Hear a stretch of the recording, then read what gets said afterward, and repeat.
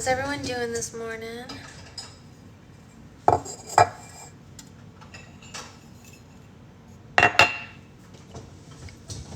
What's up, what's up?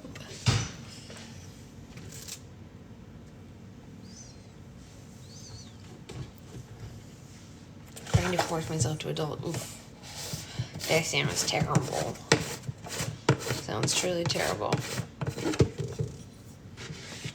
No good. No good.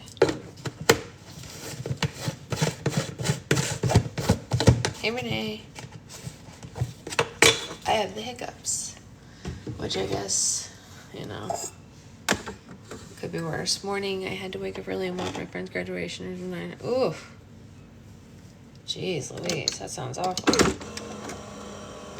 Oh no. This is very full. Oh no. Hold on.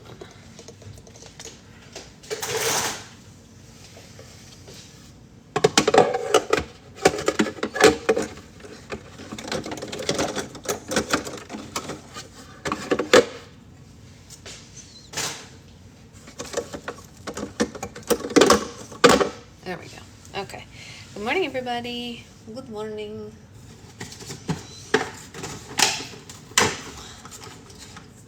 How's it going?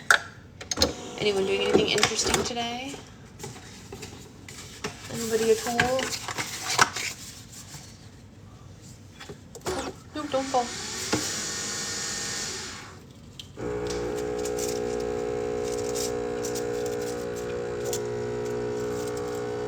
School.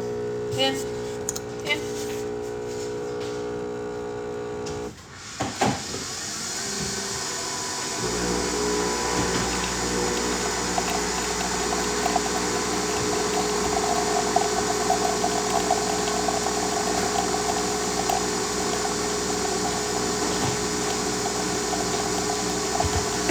Just watched a military graduation. Wow, nothing interesting here. It's too hot. That's fair. Toddlers and puppies are nice, though. I don't know. I'm rather fond of both. What kind of puppy? I like puppies.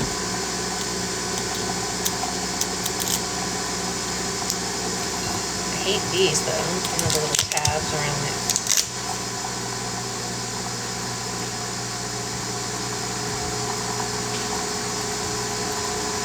Hey, Mina.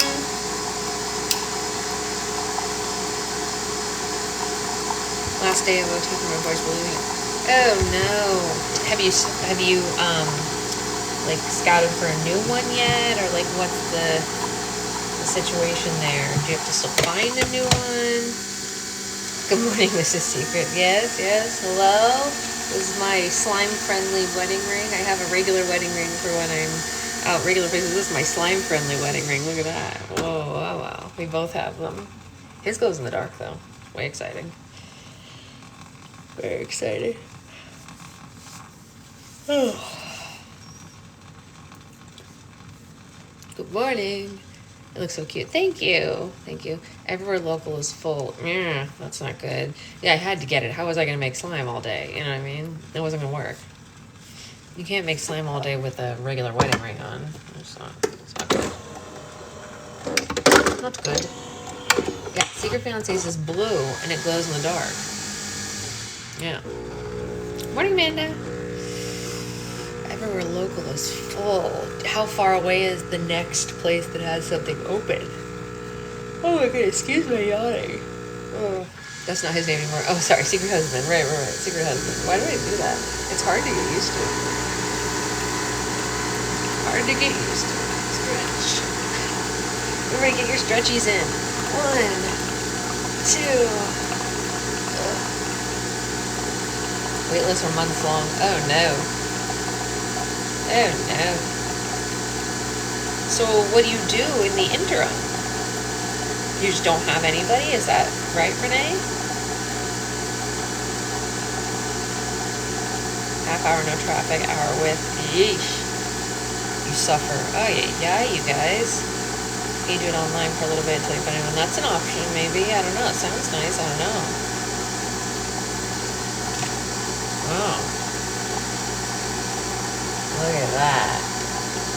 Yummy, yummy. Between dishes, there's an empty slime container. I'm scared. Oh, that's always terrifying. You never want to find an empty slime container that you didn't empty in a house with that many children. Nope. Nope, definitely not. Nope, nope, nope. Not good, not good. No, no. Not good. Thank you, Melanie. That's very sweet of you. Thank you so much. Taking a summer break, there'll be a martial arts camp. Oh, that's fair. That's fair.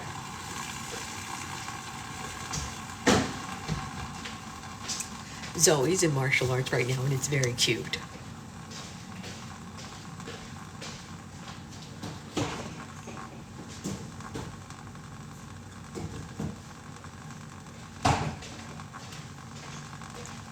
She's got a little pink, one of the little outfits that they wear. It's pink, and she gets to say the like little words and stuff. It's very cute. What are those things called? Sorry. Either way, hers is pink.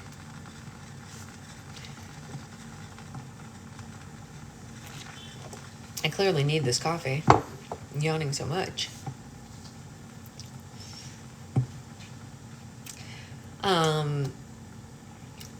I don't know if any of you saw, but I started, not the belt, there's like a name for their uniform, right? Don't they have a special name for their uniform? Am I crazy? Pretty sure everything she does looks cute. Agreed. Everything that Zoe does looks cute. Yes. I agree wholeheartedly.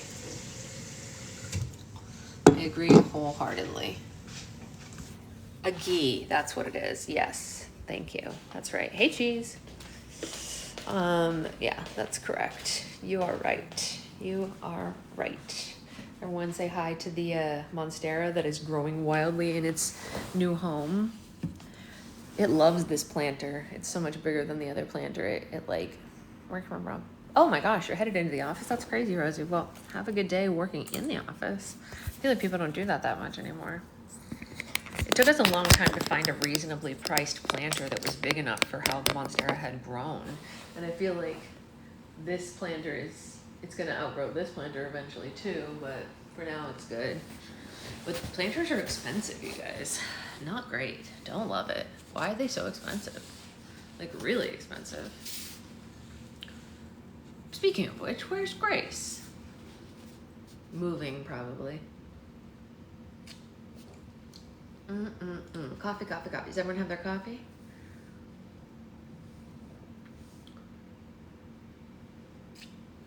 Because we're gonna jump right into it, and who knows what's gonna happen, because we ended on a crazy note yesterday.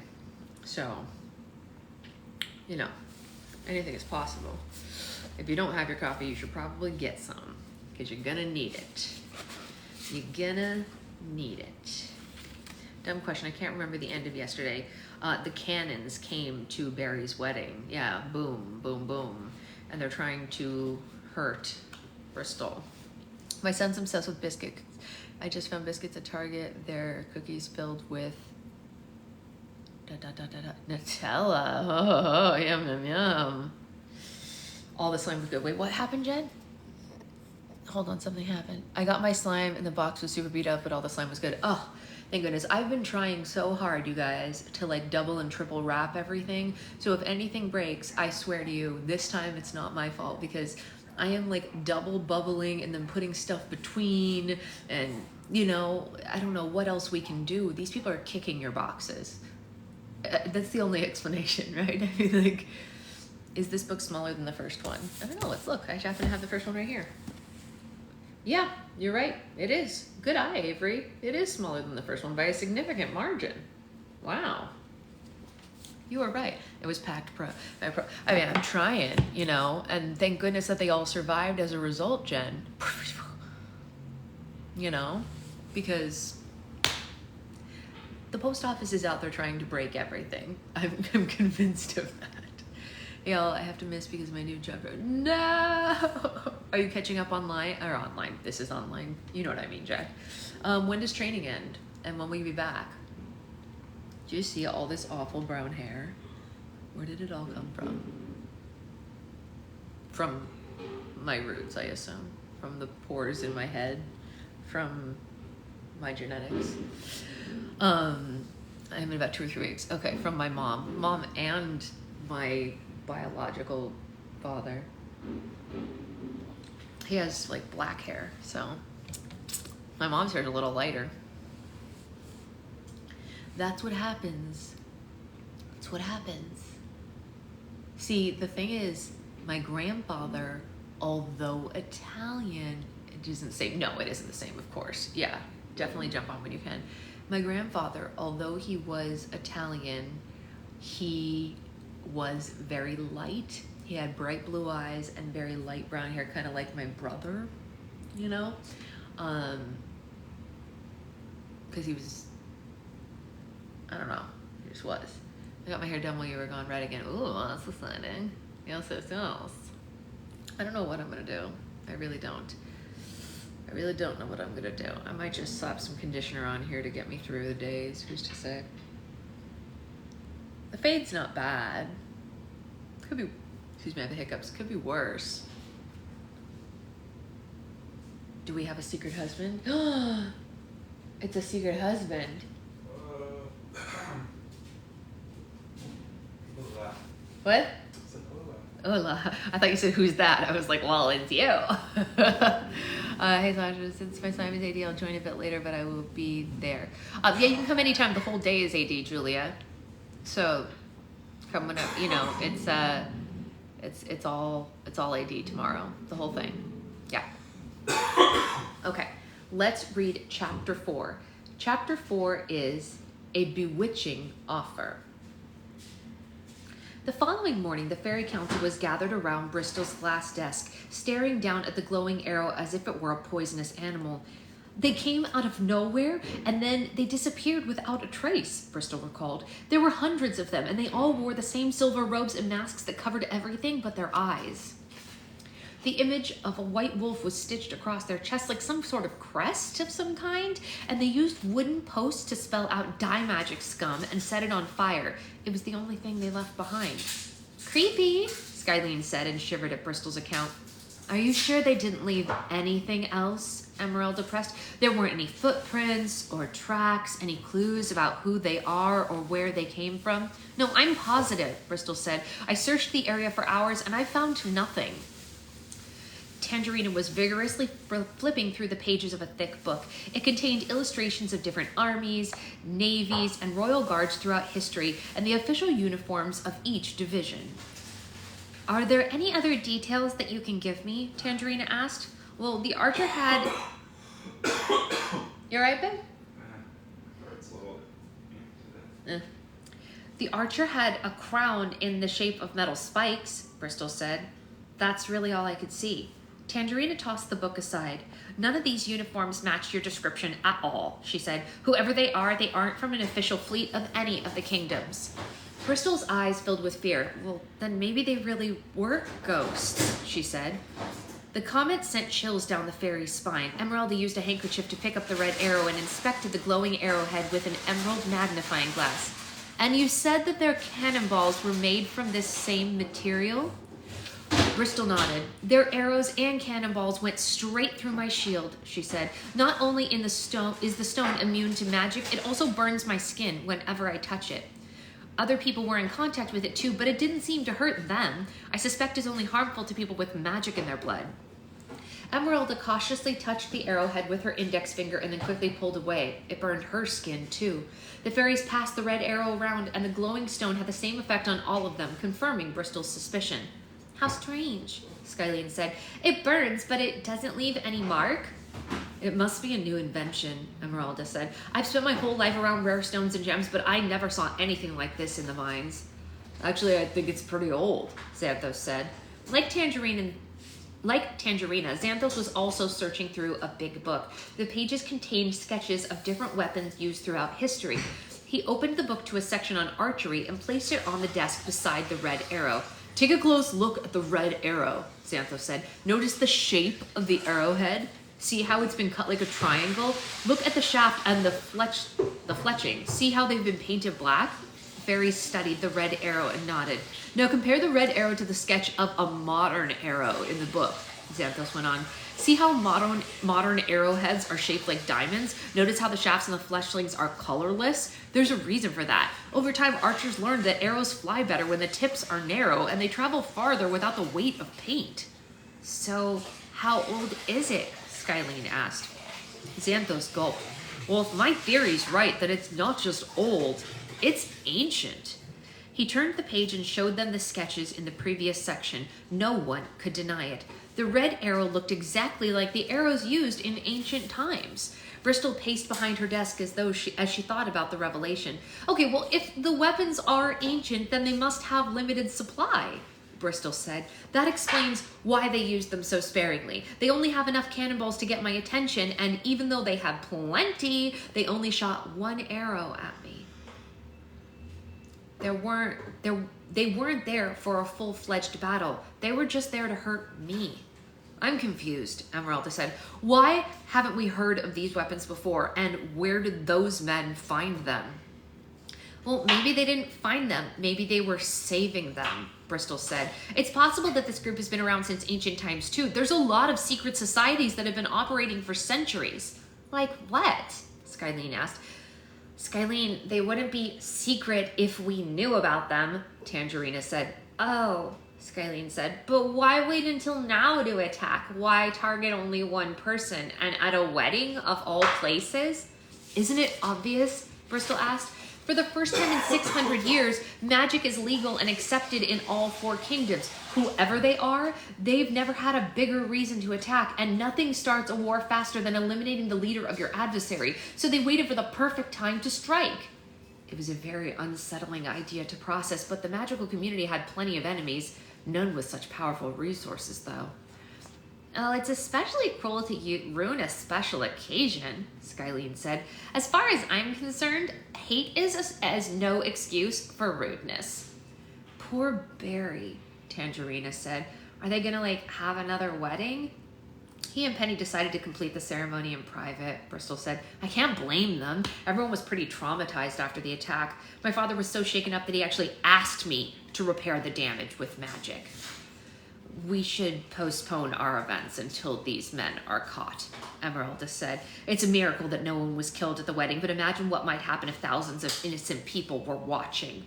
Yeah, I agree, Bristol said, and I don't want the other fairies hearing about this. The magical community has spent enough time living in fear. Are you two nuts? The fairy council turned around and saw that Lucy had snuck into the office without their noticing. She was stretched out on the glass sofa, eavesdropping on their conversation. You're supposed to be suspended, Tangerina reprimanded. Yes, it's supposed to be suspended, Lucy mimicked. That's how dumb you sound. Bristol sighed. Lucy, I don't have the energy for this right now, she said. You know you're not allowed at fairy council meetings. Lucy hopped to her feet. This is no time to be divided, she declared. There's a squad of ghostly terrorists using ancient weapons to enact hate crimes. We need all hands on deck. We've got plenty of hands, thank you very much, Skylene said. Yeah, but you're already making mistakes, Lucy professed. The last thing we should do is cancel events and keep quiet about this. We need as much public support as possible. The more awareness we spread, the more likely we are we'll find those creeps. And we should put up posters asking people to come forward with information. We can draw for a reward in exchange for evidence, like a cash prize, a unicorn, or even Tangerina here. Hey, Tangerina yelled. As soon as word gets out that the beloved fairy godmother is in danger, people will be begging to help us, Lucy continued. In the meantime, we should hire a professional investigator to help track down those men. I know a brilliant detective in the Eastern Kingdom. Full disclosure, he also used to be a children's potty clown, but no one can solve a mystery quicker than Juggles. Bristol rolled her eyes. Thank you, Lucy, she said unenthusiastically. The council will take your suggestion into consideration. Now, please leave the office. Come on, Bristol, you gotta listen to me, Lucy pleaded. I've warned you what might happen if we don't keep people interested in magic. Getting the public involved in a manhunt is the perfect opportunity to keep them excited about us. Lucy, please. These ghost guys know exactly what they're doing, she went on. They got costumes, ancient weapons, sneak attacks, burning signs. They're putting on a great show. What happens if destroying magic becomes more entertaining than magic itself? What happens if they make it trendy to hate us again? Once again, Lucy was overwhelming Bristol with her unsolicited advice. Bristol waved her wand and the office doors flew open. "I've already asked you to leave," she said. "If I have to ask you again, consider yourself banned from the council." It took all of Lucy's physical and mental restraint to bite her tongue. She sulked to the door, stomping her feet loudly as she went. As Lucy left the office, Mrs. V entered with her arms full of large scrolls. Lucy didn't even acknowledge the housekeeper as she passed her in the doorway. "Well, Lucy seems real quiet," Mrs. V said. "I guess there's a first time for everything." "I hope I'm not interrupting anything important," the housekeeper said. "I finally finished the blueprints for the kitchen expansion, and I was just too excited to keep them for myself. With your permission, I'm planning to knock down the south wall and add a modest 10,000 square feet. Yes, it is a little extravagant, and yes, it does include a day spa. But as the famous phrase goes, happy cook, happy outlook." Oh. Mrs. V headed to Bristol's desk with a happy bounce in her step. Skylene gasped as an exciting idea popped into her head. "We should show Mrs. V the arrow," she told the others. "She's pretty ancient too. Maybe she knows the answers that we're looking for." "Ancient?" The housekeeper was offended by the comment. "I may have more yesterdays than tomorrows, but I'm still a child in tortoise years." Skylene carefully raised the red arrow off the desk. "Mrs. V, have you ever seen something like this before?" she asked. "Bristol was attacked last night by men in silver robes. They had weapons from this weird stone that defies magic." "Well, I'm no stranger to strange men, but that doesn't mean I know every Tom, Bob, and Joe in..." As soon as Mrs. V laid eyes on the red arrow, she went silent, and the color drained from her face. The housekeeper dropped her blueprints, and her whole body started to tremble. She fearfully backed into a wall and slid to the floor. "No," Mrs. V shrieked. "It can't be." Her reaction stunned the fairy council. They had never seen Mrs. V even frown before, but the arrow sent the housekeeper into a nervous breakdown. "Mrs. V, have you seen one of these arrows before?" No, never in person. But I sure know what that is," she stuttered. "What do you know about the men who attacked Bristol?" Emeralda asked. "Do you know who they are?" Mrs. V nodded and tears spilled down her face like the question was painful to answer. The 333? She gasped. "The 333? The fairies asked in unison. "The 333. Mrs. V became hysterical and she wailed like she was being attacked herself. She jumped to her feet and ran into the office without saying another word. The fairies could hear her screaming as she ran down the floating steps and headed to her chambers on the first floor. "What the heck just happened?" Tangerina asked. "Well, Mrs. V just confirmed that we have the right idea to be worried," Emeralda said. "Yeah, but what does the 333 mean?" Xanthos asked. "Is that just their name, or are there specifically 333 of them?" "Well, either way, we need to find out," Bristol said.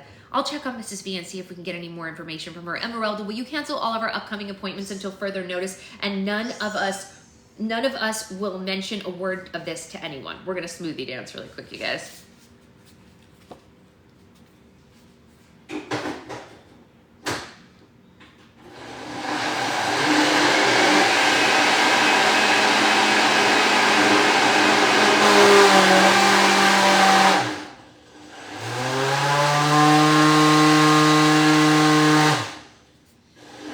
No, it cannot be good at this.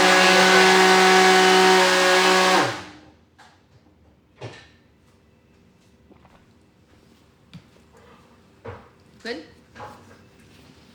The fairy council nodded at her instructions, and Bristol headed to the door. But before she could get out of the office, Lucy suddenly returned and blocked the doorway. Her face was bright red, and she was out of breath. "Lucy, I told you, I'm sorry. I know I'm not supposed to be here," Lucy panted, "but something is happening that you should know about." "Don't worry, we already know," Bristol said. "I'm on my way to check on her." "Huh?"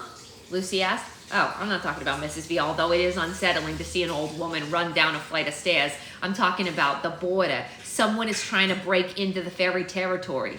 The fairy council quickly dashed across the office and looked out the window. The grounds were filled with students practicing their magic, but they had all stopped to watch something moving in the distance. At the edge of the property, a section of the hedge barrier was shaking and swaying like a monstrous creature was trying to push its way through it. Do you think that that's the Flirty Dirty Three or whatever they're called? Skylene asked. No, that is impossible, Emeralda said. No one can get through the barrier unless they have magic in their blood. But their weapons did break through Bristol's shield, Xanthos said. They might have a way to break through the barrier too. It was a horrifying possibility, and Bristol wasn't going to take any chances. She ran outside as fast as she could, and her friends followed her. The fairy council hurried to the border and formed a line of defense between the hedge barrier and the students. Now, everyone inside the academy, Bristol commanded, now! The students could sense the panic in her voice and quickly headed for the castle. Shortly after the fairy council arrived, Horrence galloped across the property on his three-headed horse and joined the fairies. The knight leapt to the ground with his sword and raised it, ready to protect the academy at all cost. But Bristol worried it still wouldn't be enough to stop the 333. Thank you very much. I appreciate it.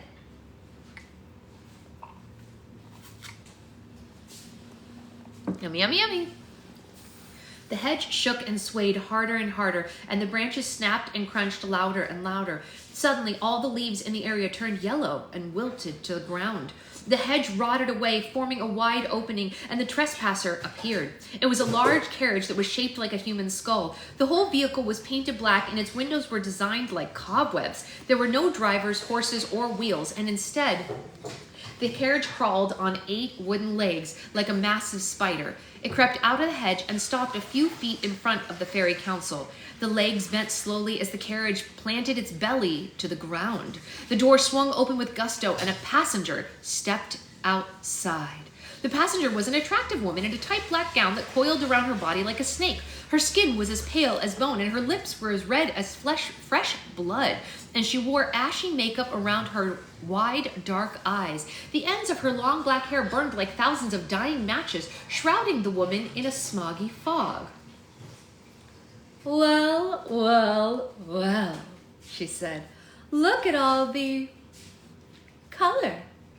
The woman spoke with an airy voice, and she gazed around the academy with a mischievous grin. Although Bristol was relieved the trespasser wasn't from the 333, there was still something menacing about this woman that Bristol didn't trust. Who are you? She asked. The woman's smile grew, and her eyes landed on Bristol. As she walked towards Bristol, the grass turned brown and shriveled under the woman's feet. Bristol waved her wand at the mysterious visitor, but the woman wasn't intimidated in the slightest. Oh, there's no need to point that thing at me, dear, she said. We're on the same side. I'll be the judge of that, Bristol said. Now, who are you? My name is Mistress Mara, the woman said with a shallow bow. And you must be the famous fairy godmother. I'd recognize your sparkling wardrobe and confident disposition from miles away. We're absolutely thrilled to make your acquaintance. We? Bristol asked. Girls, come on out and meet the fairy godmother, the woman called into the carriage. And remember to use your manners. At her request, 4 adolescent girls emerged from the carriage. They were all around the age of 13 and wore identical black cloaks with pointed hoods and striped stockings matching the colors of their hair. Allow me to introduce Sprout, Harriet, Bibi, and Stitches, Mistress Mara said. Girls, this is the legendary fairy godmother, but she needs no introduction. Sprout was the tallest of the group, and she had bushy green hair that barely fit under her hood. Harriet was buck-toothed and had a twitchy nose and 2 purple braids. One of her eyebrows was permanently raised in suspicion.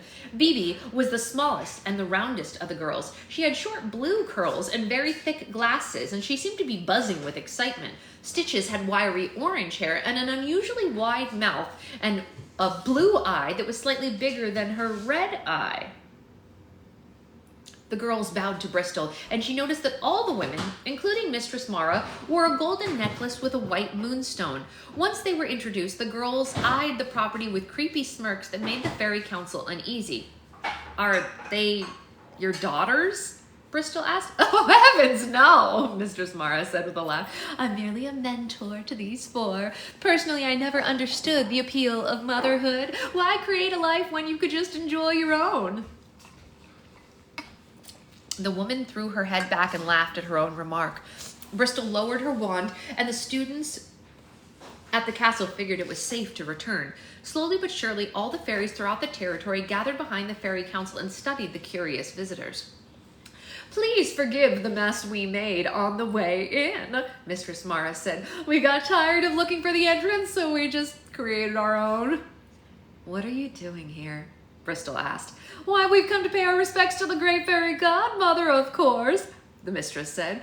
What you've done for the magical community is nothing short of a miracle. I never thought I'd see the day when we could live openly and freely and safely as we do now. My girls and I are so grateful we're compelled to thank you face to face. Her compliments were kind, but Bristol could tell they weren't sincere. I'm flattered, she said. As you should be, Mistress Mara said. In fact, you've been such a source of inspiration that I decided to follow in your footsteps, and I recently opened a school of my own. Bristol was surprised to hear it. You opened a school of magic? Well, no, not exactly, the mistress said with a twinkle in her eye. There's so much more to the magical community than just magic. And while no one can deny the progress you've made, let's be honest, you don't really represent the entire community, do you? Excuse me? Oh, I don't mean any offense, dear. I'm simply stating the obvious. Half of our community has been horribly neglected by all of your endeavors. We've been shunned and shamed and denied the same opportunities. So I've opened a school to fix that. Skyline gasped. They're witches, she exclaimed. They can't be, Tangerina said. Witchcraft distorts people's appearance, and they're too pretty to be witches. Mistress Mara gave a patronizing laugh, like they were children in grown-up clothes. Oh, witches have evolved in ways that you couldn't even imagine, she said. Tangerina and Skyline were spooked by the comment. They pulled Lucy in front of them and used her as a shield. You're wrong about me, Bristol said. I created the fairy territory so that everyone in our community would have a home. It doesn't matter what your specialty is or what your interests are. Everyone is welcome. We don't discriminate here. You may tolerate witches, but you don't encourage them, Mistress Mara said. If it were up to you, we would all be converted into fairies by now. But witches aren't something that you can just wish away. We've been in the world just as long as fairies have, and we're here to stay.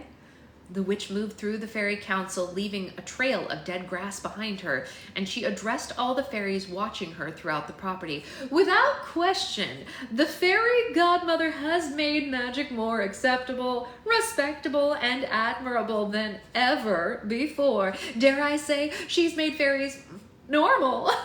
But some of us don't want to be normal, do we? Some of us were born with a strong desire to be different. Some of us prefer the strange and unusual to the safe and predictable.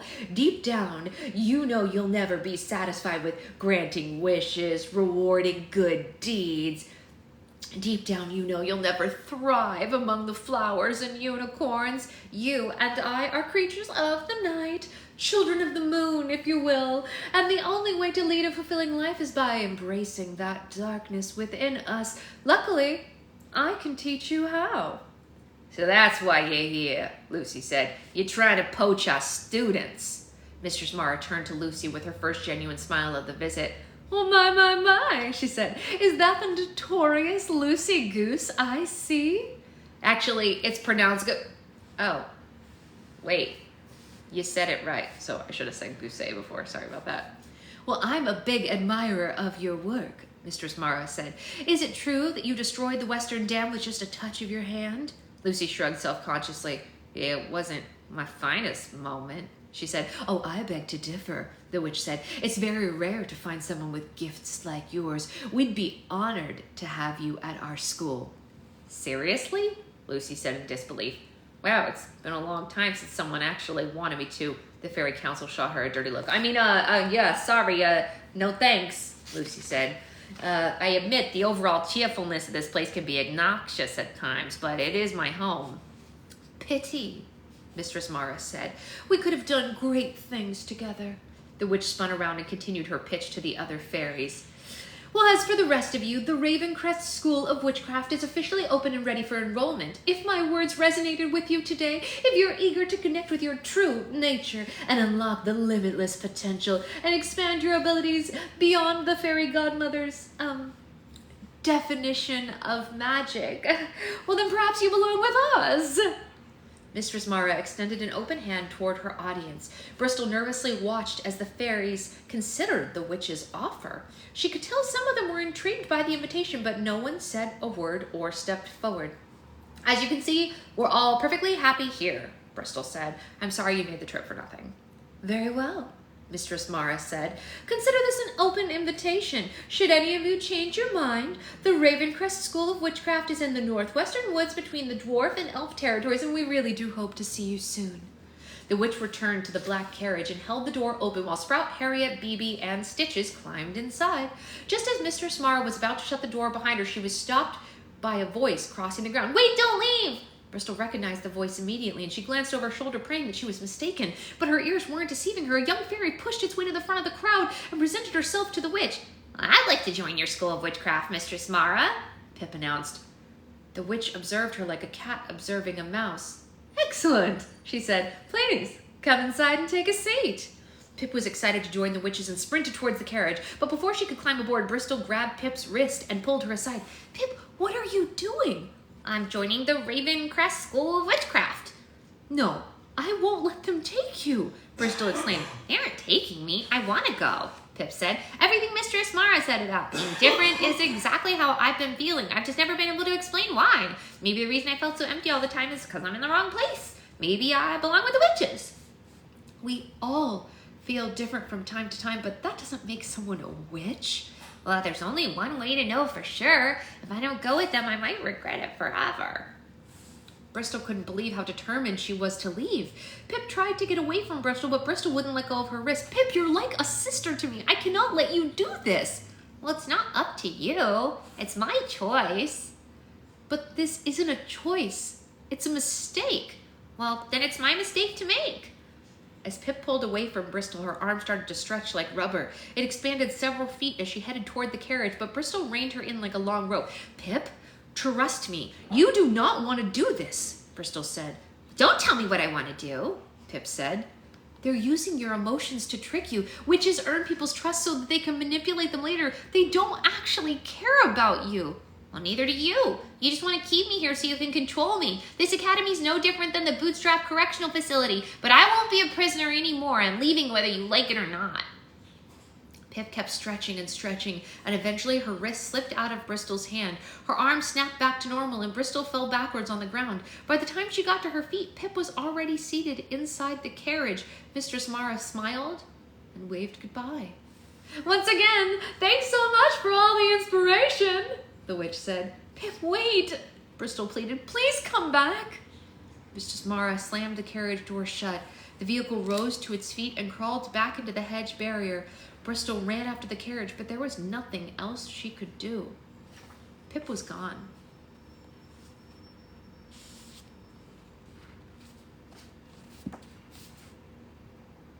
Who do you think Pip becomes, you guys?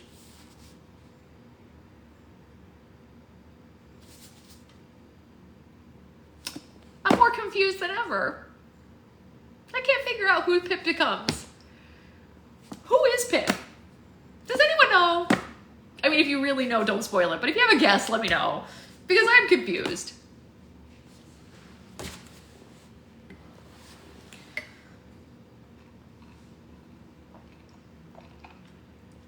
No spoilers, but if you have a guess, I'll take it. I'm trying to think of all the witches in the other series. I'm distressed. I'm just distraught.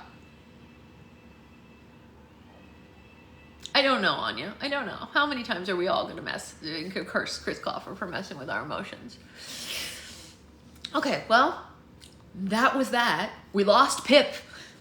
Could it get any worse?